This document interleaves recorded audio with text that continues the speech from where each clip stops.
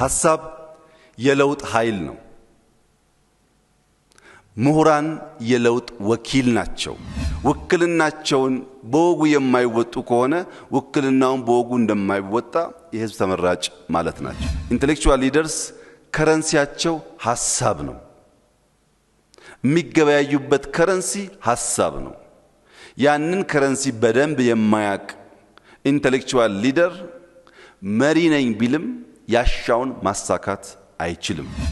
ሰው የያዘውን ከረንሲ አውቆ የት ጋር እንደሚገበያይ ማወቅ አለበት፣ ወይም ከረንሲውን ዩኒቨርሳል ማድረግ አለበት። ምሁርነት ሐሳብ አክባሪ፣ ሐሳብ አፍቃሪ መሆን አለበት። መደመር ሲባል ፖለቲካል ብቻ አይደለም። በእያንዳንዱ ሴክተር ያለ ዕውቀት ሐሳብን ማሰናሰል ማለት ነው። እናንተ ሼልፍ ላይ ብዙ ሐሳብ አለ። ከኢንዱስትሪ ካልተደመራችሁ ፈጠራ አይሆንም፣ ቴክኖሎጂ አይሆንም። እናንተ ሼልፍ ላይ ብዙ አይዲያ አለ።